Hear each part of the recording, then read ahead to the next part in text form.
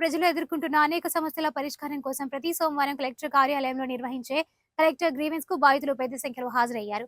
Joint collector Bhargav Teja grievance కు హాజరైన ఫిర్యాదుదారుల నుండి అర్జీలను స్వీకరించి అర్జీలలోని సమస్యలను పరిష్కరించే విధంగా చర్యలు తీసుకోవాలని సంబంధిత శాఖల అధికారులను ఆదేశించారు. అనంతరం గ్రీవెన్స్ వద్ద కలిసిన మీడియాతో నగరంలో నెలకొన్న సమస్యలపై ప్రభుత్వ ఉన్నతాధికారులు స్పందించి ట్రాఫిక్ ని క్రమబద్ధీకరించాలని బాధితులు విజ్ఞప్తి చేశారు. గుంటూరు పట్టణంలో ట్రాఫిక్ సమస్యలపై రోడ్ల ఆక్రమణలపై కలెక్టర్ గారి గ్రీవెన్స్కి అన్ని ప్రజా సంఘాలు ఎస్సీ ఎస్టీ బీసీ మైనార్టీ మరియు మహిళా సంఘాలు అన్నీ కూడా కలిసి వచ్చినాయి. ఇవాళ పట్టణంలో పారిశ్రామికీకరణ జరుగుతూ ఉన్న క్రమంలో ట్రాఫిక్ బాగా పెరిగిపోయింది. రోడ్ల మీద అనేకమైనటువంటి యాక్సిడెంట్లు జరుగుతున్నప్పటికీ ఆ యాక్సిడెంట్కి సంబంధించి కేసులు కూడా నమోదు కాని పరిస్థితి జరుగుతుంది. దీనికి సంబంధించి ఎక్కడ కూడా సీసీ కెమెరాలు కూడా లేకపోవటం వలన ఎవరు ఎక్కడ ఏ యాక్సిడెంట్లు జరుగుతున్నాయని కూడా లెక్క లేకుండా పోతుంది. దీనికి సంబంధించి గతంలో ఎస్పీ గారికి కూడాను తెలియపరచడం జరిగింది. ఎస్పీ గారి సమక్షంలో జరిగినటువంటి చర్చల్లో భాగంగా కలెక్టర్ గారి సమక్షంలో కమిషనర్ గారు ఎస్లో మరి ట్రాఫిక్ సమస్య కానీ ఈ ఆక్రమణల గురించి కానీ అంతేకాకుండా నగరంలో సీసీ కెమెరాలు లేకపోవడం వల్ల గుంటూరు నగరంలోని గుంటూరు తూర్పు ఎక్కడైతే రైల్వే స్టేషన్ ఆ ప్రాంతంలో 273 బళ్ళు కూడా పోయినాయి.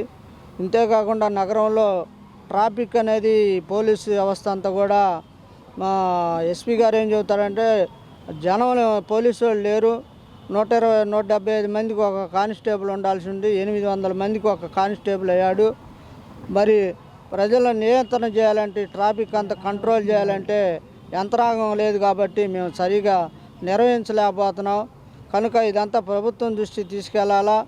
ఈ ట్రాఫిక్ నియంత్రణ కానీ లేకపోతే ఈ నగరంలో ఆక్రమణలు కానీ ఇవన్నీ కూడా జరగాలంటే కమిషనర్ కలెక్టర్ గారు ఇవన్నీ ఉండాలని ఆయన చెప్పడం వల్ల ఈరోజు కలెక్టర్ గారి అధ్యక్షతన ఒక సమావేశం ఏర్పాటు చేస్తే దాని ద్వారా ఇతర ప్రజా సంఘాలు అధికారులతో మాట్లాడడానికి అవకాశం ఉంటుంది.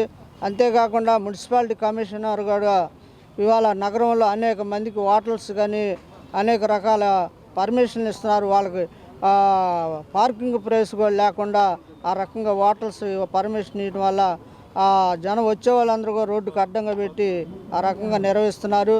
అంతేకాకుండా బిల్డింగులు కట్టుకునే వాళ్ళు కూడా ఉండ స్థలాన్ని అంతా ఆక్యుపై చేసి కట్టుకోవడం వల్ల బిల్డింగులు వాళ్ళు కార్లు అన్నీ కూడా తీసుకొచ్చి రోడ్డు మీద పెట్టేస్తున్నారు.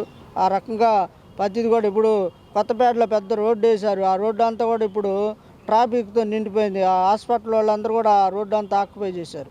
ఆ రకంగా రైల్వే స్టేషన్ కానీ కొత్తపేట కానీ పూర్తిగా నిర్బంధంలోకి వెళ్ళిపోయింది. ఇప్పుడు బస్ స్టాండింగ్ నుంచి గోరంటలు దాకపోతే 20 అడుగుల రోడ్డే ఉండేది. 20 అడుగుల రోడ్లో 10 అడుగుల రోడ్డు ఈ హోటల్స్ వాళ్ళు ఈ బళ్ళోళ్ళు వీళ్ళంతా ఆక్యుపై చేస్తే 10 అడుగుల రోడ్లో బస్సు పోవాలా, కార్లు పోవాలా, 2 వీలర్స్ పోవాలా, మనుషులు వెళ్ళాలా. ఒక మనిషి దాటి వెళ్ళాలంటే అరగంట పడుతుంది రోడ్డు నుంచి ఆ దరికి వెళ్ళాలంటే. ఆ రకమైన భయంకరమైన నిర్బంధన గుంటూరు నిర్బంధన అయిపోయింది. ప్రజలు రాకపోకలు గతంలో నాకు కూడా యాక్సిడెంట్ అయితే నెల రోజులు ఎక్స్పైర్ కూడా చేయలేదు. మేము ప్రజా సంఘాలందరూ ఎస్పీ గారిని కలిసి చెప్దామని ఒక సమావేశం ఏర్పాటు చేస్తే ఆ ముందు రోజు నెల రోజుల తర్వాత ఎఫ్ఐఆర్ చేయడం. పోలీసు వాళ్ళు కూడా ఆ రకంగా వ్యవస్థ అంతా కూడా నిర్వీర్యం అయిపోయింది.